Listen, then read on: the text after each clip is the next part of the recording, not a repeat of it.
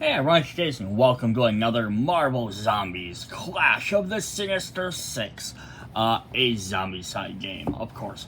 This is a really neat concept or set. So we're gonna do a two-part video. Just heads up right there. First video, I'm gonna go over the new team versus team mode, show off the tiles, show off the cards and the accessories for that. Then in part two, we will go over all the actual miniatures, including the Kickstarter exclusive stuff. Just make sure that if you're buying this, you realize whether you're buying a Kickstarter box with all the figures, the extra 4 characters, or the one with just the regular set. There's no indication on the box, unfortunately. So a couple of things are definitely really cool about this. If you're not 100% familiar with Marvel Zombies and Zombie Side Idea, you can check out one of my previous videos. But what you get to do is you always get to play as the core idea is you played as zombies trying to defeat the living characters. But then they also have corresponding cards for all the living characters. So if you own either the core set or one of the resistance sets, you can play as the living characters versus zombies or vice versa. So every character has dual natures. You can play both sides. So this adds a cool concept because now you can actually play a living team versus a zombie team. Technically, the way the rules overall work, you could actually play living versus living or zombie versus zombie if you have enough extra miniatures to use. And maybe if you even you might have to buy maybe a second set of this so you have the extra cards or tweak stuff. Out of the box, it's not directly possible to play same team versus same team, but rule-wise, it is definitely doable. So I do have little contention on the team versus team mode and how it works and what it does. It's definitely neat for zombie side, but it's not gonna be for everybody. I'm gonna say that. So the other thing that's really cool about this is because it's Sinister 6, we're getting all villains. We're getting 6, I guess technically Black Cat and Venom are kind of more heroes or anti-heroes, but we're still getting 12 different, in the core set, we're getting 12 different Spider-Man villains, which is really fun. They could have easily have just made this like a Civil War set or something, like Avengers versus X-Men, or, Avengers, like East Coast versus West Coast. It's cool to get with the villains. Great way to get more villain characters into the game. So without further ado too much, is we're going to jump into this. So one thing I want to just jump into before I get into the rules too much is missions. So there are several team versus team missions, which I'll explain how this mode works in a minute. There's all these big lines and stuff. Lots of stuff starts on the board. There's a couple of those, so you can play it that way. There are also missions for just hero mode. So if you want to play as the heroes, you can definitely do that.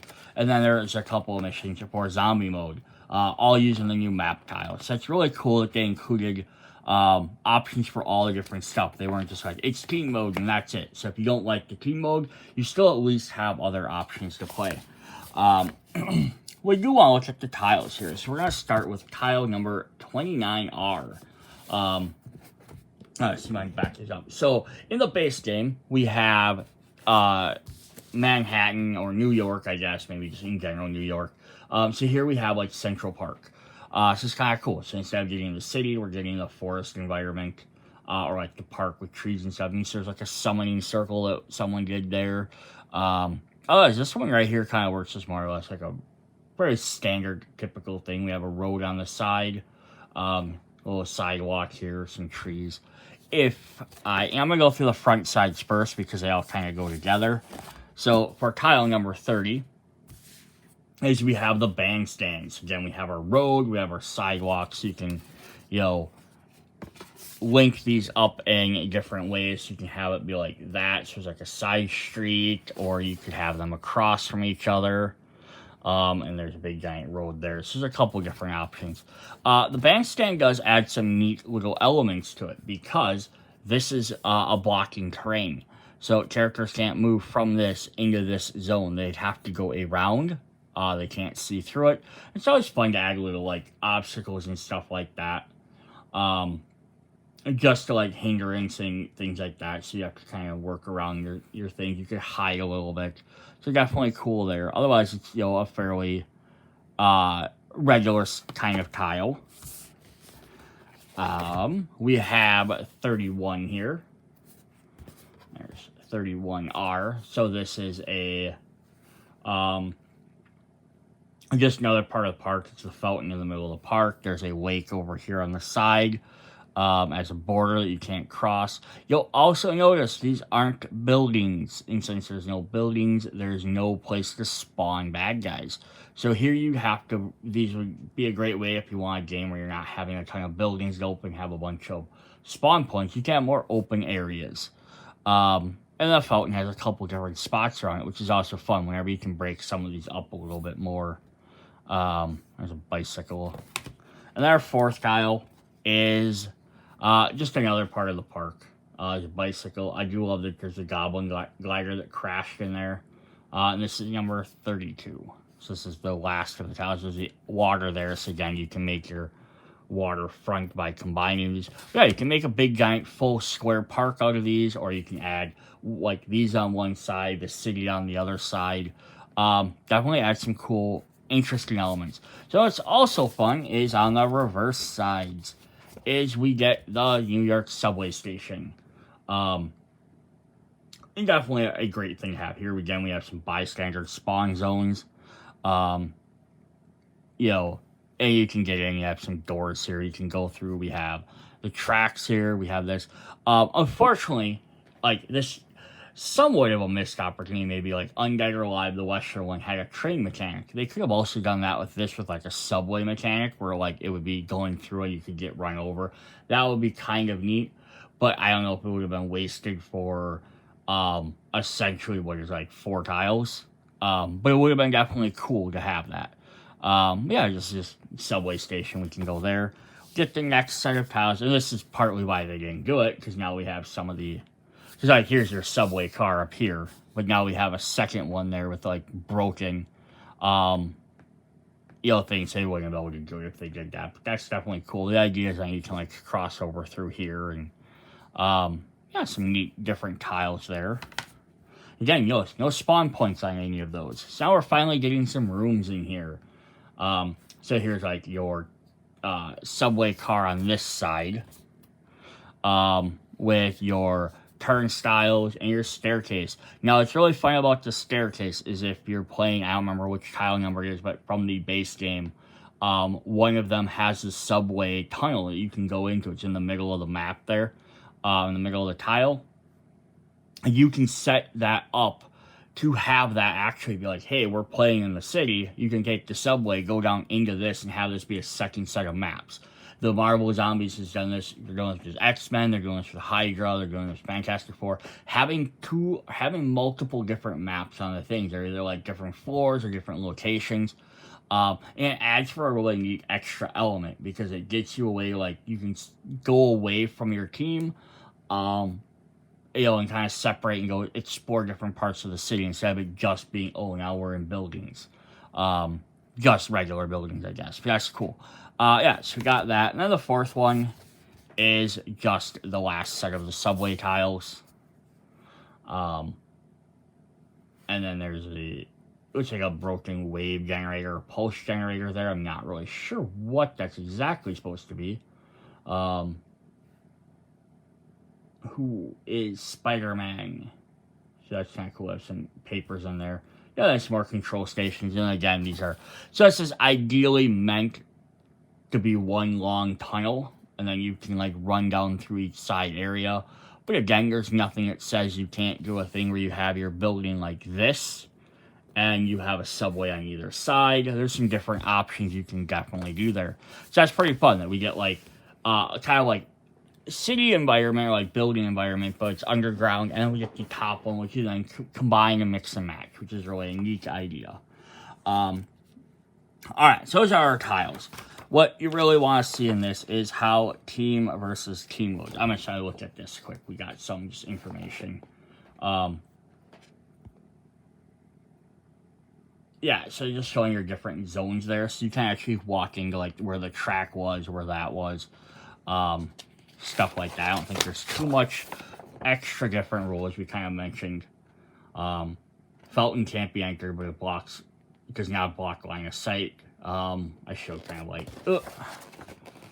mentioning like you can't see through around there if you're standing right in there, so it's kind of fun, just different stuff like that. The different subways, so you can see all the way across, but you can't see through car. You can see from one car to the next type of idea. Definitely cool. Some different stuff there. See through there. You can see, like, basically treat them as rooms for the whole point there. Alright, so then the big thing we have is team versus team mode, which can be played from 2 to 8 players. A living team is 3 or 4 superheroes against a zombie team of 3 or 4 heroes. So yeah, you could have, 2v2, or you could have 3 players each with one their own character, 4 players each with their own character. I know the inevitable question is always going to come up, so I'm going to answer this right now. I don't have any, because it doesn't state it anywhere. People are going to be like, can I play with more than 8 players? Because technically you get 6 bases in each game. So, like, they're like, well, can I play with, 6 versus 6? And have 12 characters on the board, players on the board. Or could I play in 4 teams, like 2v, 2v, 2v2? You can definitely do any of that. All that is, again, like I said at the beginning of the video, like playing like living versus living or zombie versus zombie. All that stuff with the rules and the confines of how the mode works, you can do all that. There's not going to be enough components to do that because you have team decks of cards. There's only enough for one group. You could share them, if you're playing, things, but that also means you're going to run through these decks a lot quicker. I guess you can keep reshuffling, but again, if you're trying to play with, 12 different players, I don't know if there's enough cards for everybody to have one, and basically be like, it would ruin, just you draw 2 every turn. Plus, you need to be able to summon, zombies or troopers, shield agents and stuff. And again, you might not, just in the core sets, have enough miniatures. Go get your regular zombie side characters if you want more zombies and play with a lot more zombies. You have a collection you can use survivors as shield agents. You could definitely make up your own stuff. Buy three or 4 sets of boxes to play this stuff. So it's all generally possible. There's just no official rule for it. So before you start asking me, like, well, how can I do this? How can I do this? You have to read the instructions, really go through, figure it out. There's not going to be any mission that states how to do this. You have to make up your own thing, have enough tiles, all that type of stuff. But it is technically possible. Alright, so what's the whole point of this mode? So I'm going to skip over the setup for a minute. And we're going to look at winning and losing. Because that's the big thing. So, there are a bunch of changes to how the game is played. The majority are the same. You have your actions, you have your movement phases. Your player character is going to work basically the exact same. There's a couple of minor changes. But there are some overall gameplay changes just to keep in mind. This is why I said this might not be for everybody. So, both teams fight each other, killing enemy heroes and minions, trying to control objectives. Their own game pieces score victory points. The game is over, and any team can read the last track of their scoring dashboard. So, if you have, what it's just do is have an extra dashboard set off to the side to keep track using the XP counter as a thing. But again, you can use a die or a piece of paper or anything else for that. So the 3 ways you gain points are 3 victory points for controlling each red objective, 1 victory point for moving a minion to the enemy baseline, and then 3 victory points for eliminating an enemy hero. So yeah, those are the 3 basic ways you're going to get it. So here's the general setup of the board. I just kind of want to show this off before I even get into the rules. You can kind of just look at this and see what's going on. So what you do is you have 3 zombies versus 3 living heroes. The green and blue lines are your starting areas. You have, so like spots 1 is your baseline. The green's your baseline. That's for your characters. You have a spawn point for each character on each side of the board, which is a green or blue, indicated by their colors. That's your personal spawn point. You have something to kind of denote which side of the board is yours, because obviously these lines aren't printed on the board. In each side here, you have your own personal objective, one for each color. Then, depending on the map, there will also be objectives spread across the board that you can try and go after, which are the red ones. And then there are a couple different markers on here, which are these 8s and the 2s over there, which are your bases. So this is where your characters spawn from, or start the game. And what you're trying to do then is essentially as one side, you're trying to either capture certain points, like right here, they have a bunch of characters hovering around different objective points. And if you have the most characters there, you gain points. Or you're taking out the other player's characters. So what are the minions doing this entire time? The minions are just trying to help you capture points by having you more characters in those spots, or they're trying to get back to the other side of the board. Other than that, they're more or less just to be in the way of everyone else playing the game. They're just to add more hindrances and more things like that. But yeah, then on the side here, what you do is you also have all these bystander cards. You have one for each side. So there's not bystanders that are random on the board. You actually put your figure on the board depending on the mission, and then if one player captures them or rescues them, they get to draw the card. Pretty simple there. And then you each have your own spawn decks, trait decks, you're using the components from both games.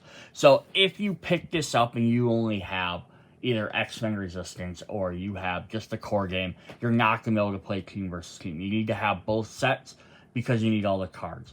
And again, I know people will be like, well, I can just proxy my own. You can definitely do any of that if you choose to, but if you want to play with the actual game components, the both sets should have them. Are required. So what do we do during the game? We have 5 phases. We have player phase. Start the team Avengers token. Activate the first player. So it's just which side goes first. And then you go back and forth. So if like the zombie characters go first, zombies go first, then living team, then zombies, then living, and back and forth until all players have activated. Then the minion phase begins. Minions. Teams activate all their minions, shield agents, or zombie hordes, moving them towards the enemy baseline. Minions do not attack during their activation. So this is one of the biggest changes of the games. Is minions aren't attacking. They're just trying to move across the board. So what they're going to do, though, is if they're by objectives, they're going to help you score objectives. If they get across the board, they're going to score points. So the other player has to then be taking them out just so they're not helping you score points that way. But they don't have to worry about taking damage or ending their turns. So the one thing is, if you have characters that have abilities that just straight up eliminate them, like that power technically could be a lot more powerful or useful in this version than players have to roll dice, or have damage negating abilities, because they're not going to take damage from them. And I think that's one big thing people may not like, is that the minions, the zombie minions or shield agents, don't actually do anything other than just move. They don't have to attack. You don't have to worry about them dealing damage or avoiding them. And that might be something I might personally house roll or try it. On 3, we have scoring. Teams determine who controls each red objective. I'll go over that a little bit more on page 8 there. 4 is the spawn page. Each team spawns one walker or trooper on each of their base tokens. So down here at the bottom, so you'll spawn some extra guys that will start on your side of the board. Then each team draws one of their spawn cards for each of their spawn points, starting with the spawn point from the side. So I draw one for there, and there if I'm the undead. Or vice versa. So this is actually going to add a lot more different zombies that are going to come out, just because based on how high your character's experience are, the more you'll summon, which again clogs stuff up, because now if your opponents have to keep stopping and dealing with these guys, because you spawn 10 walkers, right? If they don't take them out and just let them walk across the board, they just scored 10 points. So and runners are going to be even worse because they can move twice. They can get across the board twice as fast. Then the end phase, each player draws 2 team cards, pass the token to the other team, beginning your round. So it's pretty simple. Basically, players take their turn more or less like normal, trying to like defeat enemies, get to certain areas, do things, and then minions get a move, score, spawn, end the game. Alright, so we're going to break some of these down a little bit more. The team deck. Each team has a deck that they can use to surprise enemy and adjust their strategies. So, for the most part, there's 2 copies of each card, and except for one set of cards, they're all the exact same abilities. So it's not like one team has a giant advantage over the other or has different tricks than the other. It just might be how you draw them. So both teams start the game with 2 team cards, and 2 extra cards being drawn during each end phase. And this is, again, where you can run out a lot quicker. You're not going to necessarily run out quicker, but the teams belong to the whole team. So if you're playing, 3 players, but each player controls your character, you still only draw 2 cards. But again, if you're trying to adjust it to have 4 teams, all of a sudden, now team A and B each need to draw 2 cards, and then they're going to keep drawing 2 cards. You can see how that could be an issue. Every team card gives 3 XP. This is the idea. There's 1 team card during their turn. Each one gives 1 XP. Each hero can only use 1 team card. But you can use both during each turn. Zombie heroes can use them while Ravenous, that's not an issue. But they give 3 XP, which is a way just to help push your XP up so you get to your later levels quicker. So heroes on their turn, so again, the heroes can be your living or your zombie, have special effects. Once during a turn, a hero on his own containing the opposing team base objective, blue or green, may spend 1 action and choose a single type of minion from their own team. All minions of that type perform extra activations and move cards with the enemy baseline.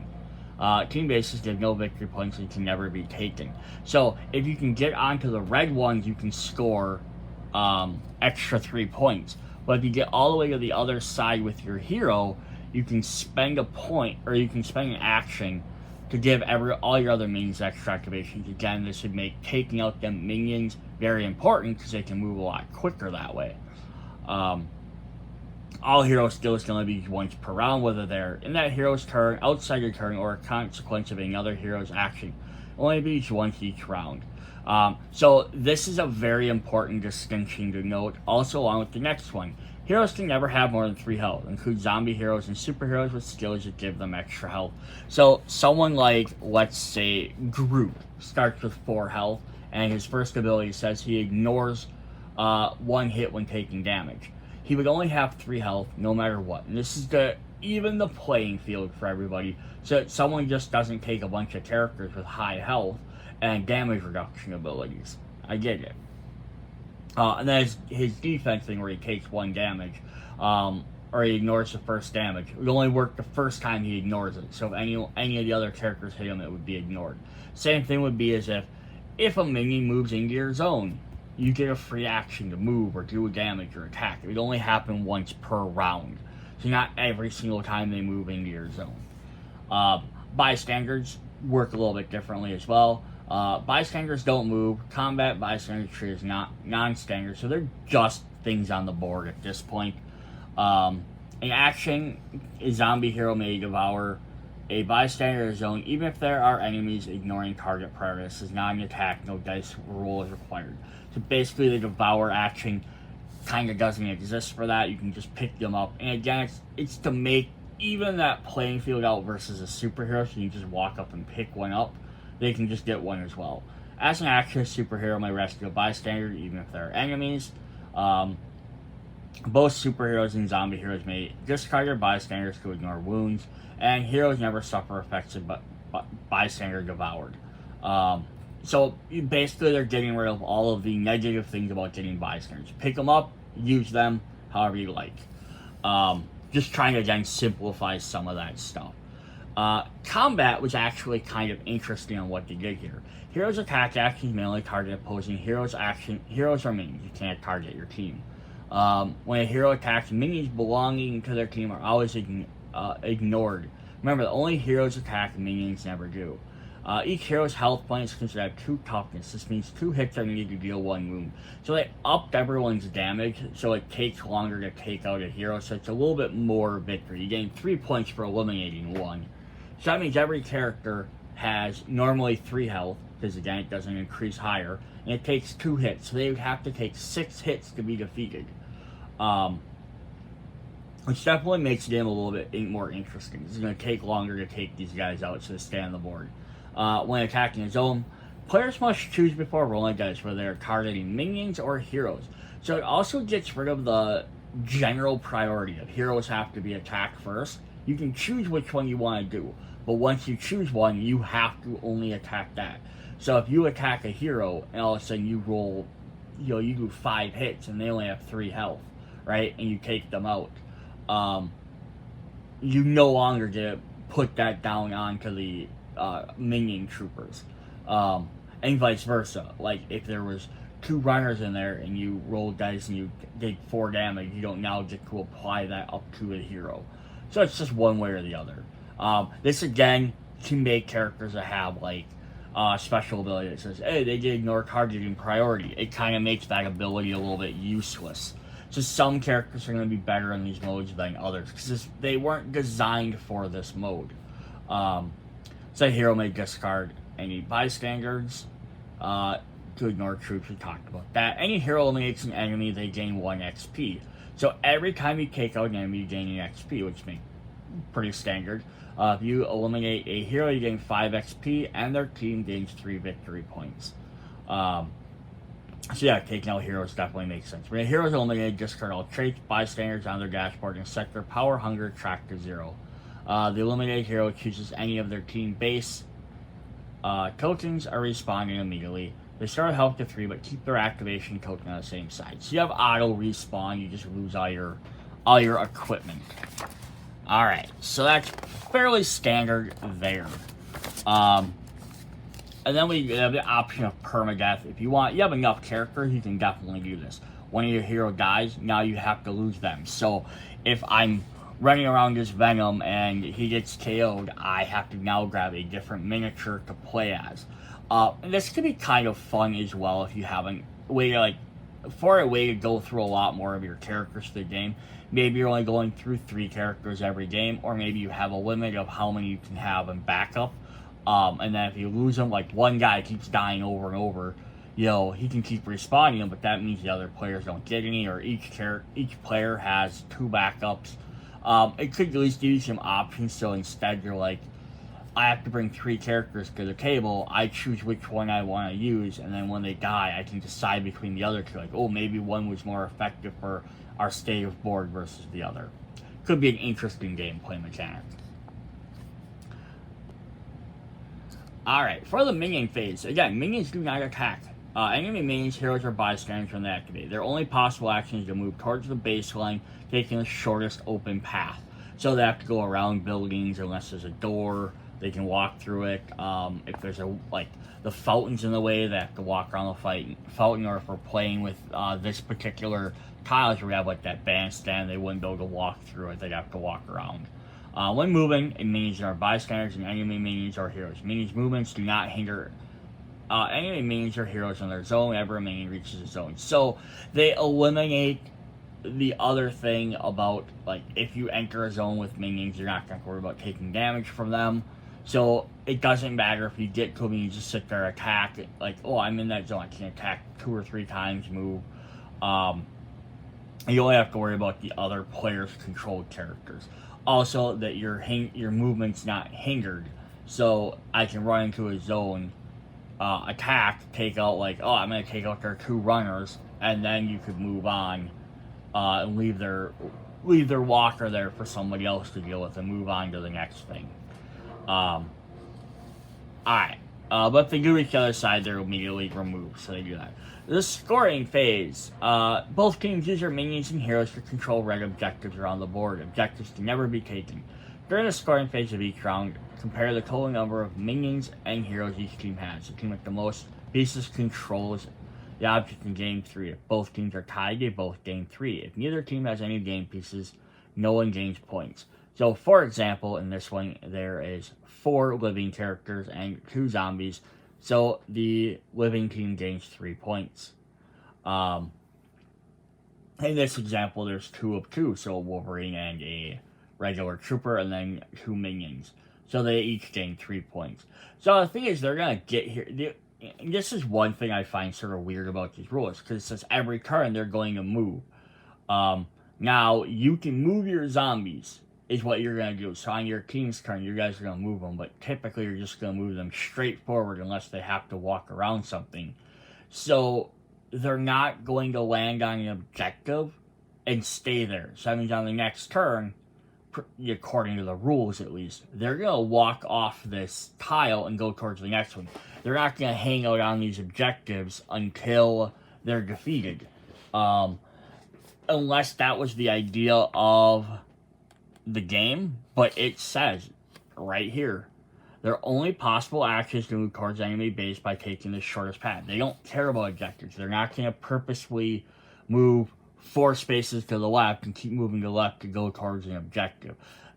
This, again, might be something I might, if you're going to eliminate all the things that minions do other than scoring points, and causing hate and not having them attack or any of that stuff, I would probably make it so you can control your minions however you want. Even if you treat them like, I guess even if you kind of treat them like rather than treat them like pawns in chess where they can only move forward, like forward or diagonal forward, here, let them move left and right. Let them move towards an objective. Hey, let's move all our guys there.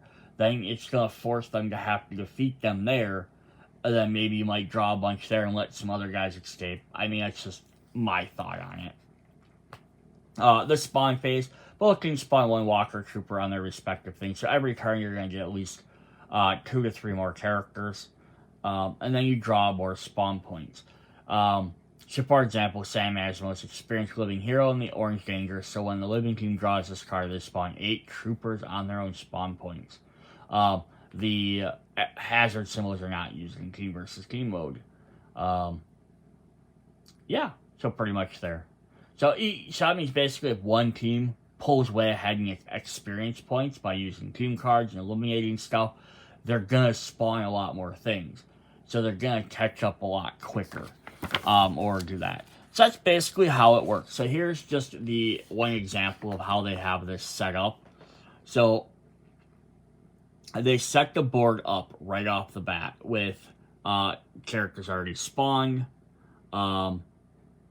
You have some different, you have your objective tokens. They're basically mirrored on each side.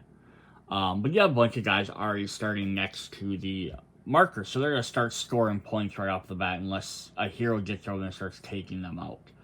But yeah, this uses city tiles and some of the new tiles, which is really fun. But then I'm going to jump to one of the other ones here. So, like, this one is a lot bigger. The Mean Streets of Manhattan Heroes. This is a 4 versus 4 match. You can see how this is a lot bigger. We have multiple objective tokens. A lot more stuff like this where there's a building in the middle. You can run through the building. But there are doors that are closed, so you can't go in and out these doors. But you can run through them. You can get through, like, some of these you have to go specifically through this. Which changes how different things are going to work. And moving on. And this is just using the base game tiles right here. Obviously, you can go through then, start adding the expansion tiles and the different floors and stuff. Might be interesting to try stuff like that. I like the idea of the team versus team idea. Be able to play against somebody else. Essentially, the attacking the other heroes is more or less the same. Except you're attacking a smarter version of someone that can dodge around and do stuff. I do wish there was something, and maybe they tried it, maybe it's too hectic or convoluted to try and have the rules where zombies are all attacking as well. Maybe just characters were dying too fast, even with the 2 hits. I feel like, though, at the 2 hits damage, it makes sense, though, because, like, so again, let's say I'm living Sandman, and I get into a zone with, I walk into a zone that has a 1 walker, right? he can only do 1 damage to me. He can't take me out. The same idea is a brute or a runner all only do 1 damage. So by themselves, one minion can't take out or can't do damage to a hero if you give them 2 toughness, right? So that means they would have to have at least 2 guys in there to do 1 damage. So to kill a guy at 3 health, you'd have to have 6 guys in there to do damage. Or you could have multiple runners, I guess, because even multiple runners wouldn't make a difference because they do 2 actions. You can attack for 1 damage, and then they do attack for a 2nd damage, but it would be separate attack phases. So I feel like having them guys attack would actually make the game a little bit more interesting, because then you have to watch just diving into the middle of these guys, or oh, they're gathered around that objective, we need to take them out, but you need to make sure you take them all out, otherwise they're going to start taking damage. And then the whole spawning thing, you'd be spawning characters a lot more often and doing stuff like that. And since your opponent's getting points for taking you out, every time a hero is taken out, they gain 3. So if they keep eliminating you because you keep putting yourself in bad areas, they're going to gain experience a lot quicker then. But that's just my thought. Might be something they need to play on. Maybe characters are just dying way too much or too often. But then it would also add in some of the extra abilities. I get even possibly eliminating the health restriction thing of 4 health, but then you just have to make sure you're playing fair and not having someone take 4 characters that all have 1 extra health or 2 extra health or whatever.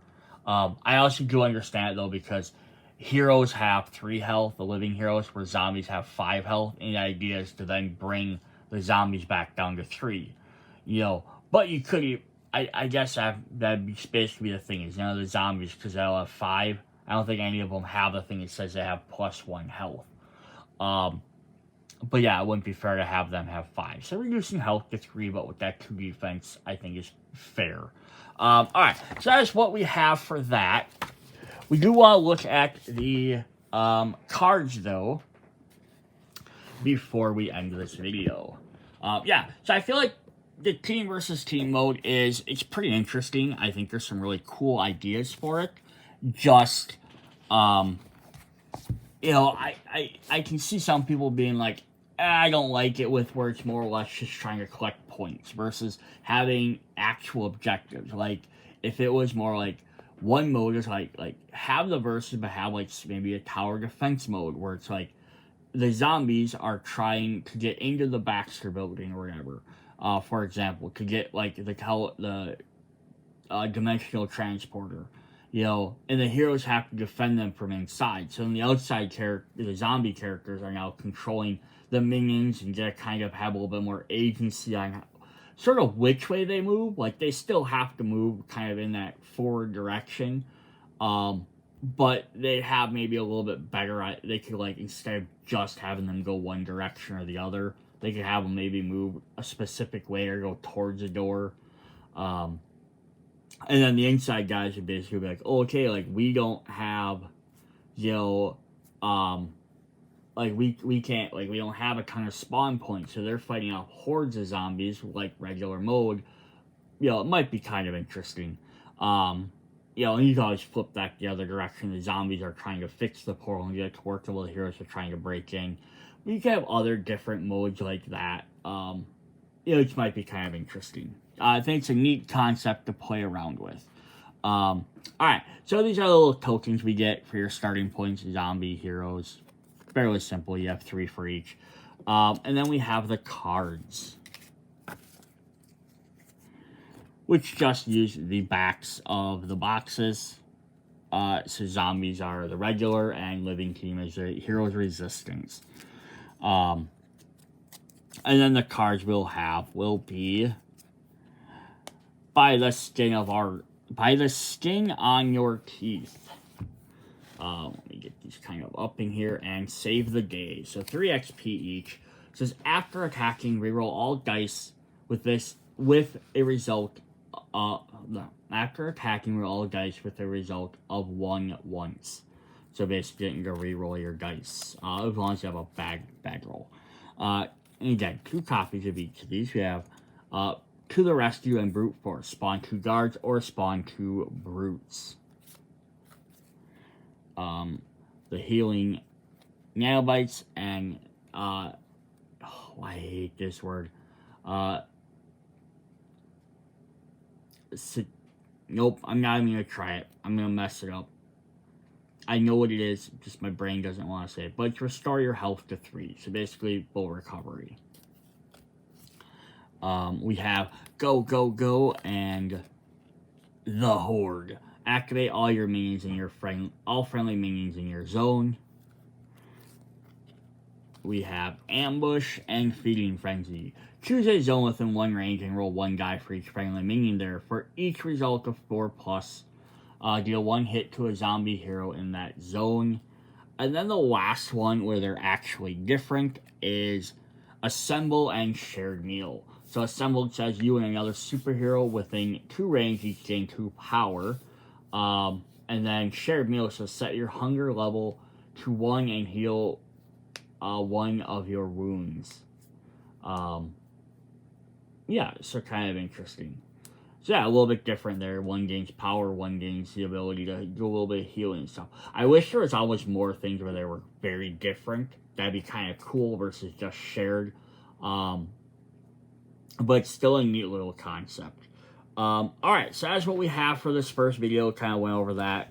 Come back for part 2. We will go through all of the different minions.